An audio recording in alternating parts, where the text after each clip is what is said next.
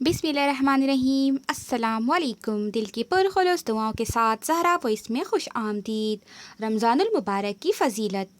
رمضان المبارک اسلامی سال کا 9واں مہینہ ہے۔ رمضان شریف کا مہینہ سب مہینوں سے افضل و اعلیٰ ہے، اسی واسطے اس مہینے میں امت مرحومہ پر روزے فرض ہوئے۔ اس مہینے کا نام توریت میں حد ہوا اور انجیل میں تاب اور قرآن مجید میں رمضان۔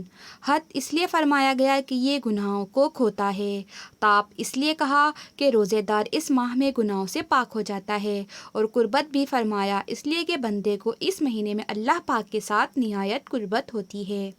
رمضان ماخوذ ہے رمز سے، اور رمز اس بارش کو کہتے ہیں جو خریف سے پہلے ہو۔ پس اس مہینے میں اول 10 تاریخوں میں رحمت برستی ہے، دوسری دہائی میں مغفرت اور تیسری دہائی میں دوزخ سے آزادی ملتی ہے۔ معزز سامعین، خدا رحمان عز و جل کا کروڑ احسان ہے کہ اس نے ہمیں ماہ رمضان المبارک جیسی عظیم الشان نعمت سے سرفراز فرمایا۔ ماہ رمضان کے فیضان کے کیا کہنے، اس کی تو ہر گھڑی رحمت بھری ہے۔ اس مہینے میں اجر و ثواب بہت ہی بڑھ جاتا ہے۔ نفل کا ثواب فرض کے برابر اور فرض کا 70 گنا کر دیا جاتا ہے۔ بلکہ اس مہینے میں تو روزے دار کا سونا، جاگنا، چلنا پھرنا سب عبادت میں شمار کیا جاتا ہے۔ عرش اٹھانے والے فرشتے روزہ داروں کی دعا پر آمین کہتے ہیں، اور ایک روایت کے مطابق رمضان میں روزے دار کے لیے دریا کی مچھلیاں افطار تک دعائے مغفرت کرتی رہتی ہیں۔ مناقب محمدی صلی اللہ علیہ وآلہ وسلم میں لکھا ہے کہ رمضان شریف میں 15 رحمتیں نازل ہوتی ہیں۔ اول فراخی رزق، دوسری زیادتی زور و مال، تیسری جو کھانا کھایا جاتا ہے وہ سب عبادت میں لکھا جاتا ہے، چوتھی کل اعمال نیک دو چند ہو جاتے ہیں، پانچویں کل فرشتے اور زمین و آسمان روزہ دار کے لیے بخشش مانگتے ہیں، چھٹی شیاطین بند کیے جاتے ہیں، ساتویں رحمت کے دروازے کشادہ ہوتے ہیں، آٹھویں جنت کے دروازے کھول دیے جاتے ہیں اور دوزخ کے بند کیے جاتے ہیں، نویں ہر رات میں 60 لاکھ گناہ گار دوزخ سے آزاد ہوتے ہیں، 10ویں ہر جمعے کی رات اس قدر دوزخی دوزخ سے آزاد ہوتے ہیں کہ جتنے 7 دن میں آزاد ہوتے ہیں، 11ویں رمضان کی آخری رات روزہ داروں کے تمام گناہ بخش دیے جاتے ہیں، 12ویں ہر روز بہشت کو آراستہ کیا جاتا ہے، 13ویں روزے داروں کو اللہ پاک کی خوشنودی حاصل ہوتی ہے، 14ویں اس مہینے کا فرض دوسرے مہینوں کے 70 فرضوں کے برابر ہے، 15ویں اور نفل دوسرے مہینوں کے فرضوں کے برابر ہے۔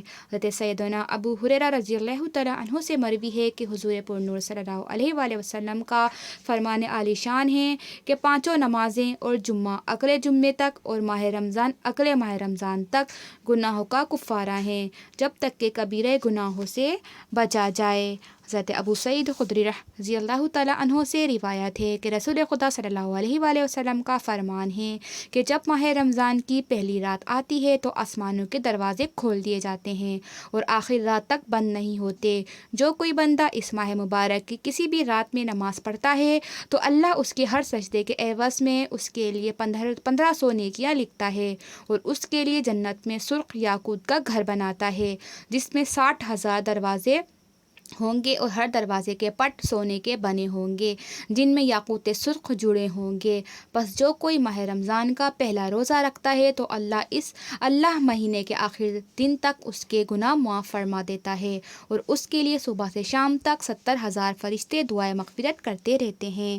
رات اور دن میں جب بھی وہ سجدہ کرتا ہے اس کے ہر سجدے کے عوض اس جنت میں ایک ایسا درخت عطا کیا جاتا ہے کہ اس کے سائے میں گھڑ سوار 500 برس تک چلتا رہے۔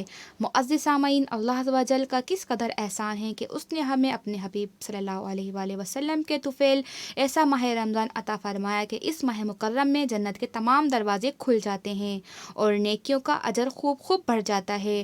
حضرت جابر رضی اللہ تعالیٰ عنہ سے روایت ہے کہ سلطان دو جہاں صلی اللہ علیہ وسلم کا فرمان ذیشان ہے کہ میری امت کو ماہ رمضان میں 5 چیزیں ایسی عطا کی گئیں جو مجھ سے پہلے کسی نبی کو نہیں ملی۔ نمبر 1، جب رمضان مبارک کی پہلی رات ہوتی ہے تو اللہ ان کی طرف رحمت کی نظر فرماتا ہے، اور جس کی طرف اللہ نظر رحمت فرمائے اسے کبھی بھی عذاب نہ دے گا۔ نمبر 2، شام کے وقت ان کے منہ کی بو جو بھوک کی وجہ سے ہوتی ہے اللہ تعالیٰ کے نزدیک مشک کی خوشبو سے بھی بہتر ہے۔ نمبر 3، فرشتے ہر رات اور ہر دن ان کے لیے مغفرت کی دعائیں کرتے رہتے ہیں۔ نمبر 4، اللہ تعالیٰ جنت کو حکم فرماتا ہے میرے نیک بندوں کے لیے مزین ہو جا، عنقریب وہ دنیا کی مشقت سے میرے گھر اور کرم میں راحت پائیں گے۔ نمبر 5، جب ماہ رمضان کی آخری رات آتی ہے تو اللہ سب کی مغفرت فرما دیتا ہے۔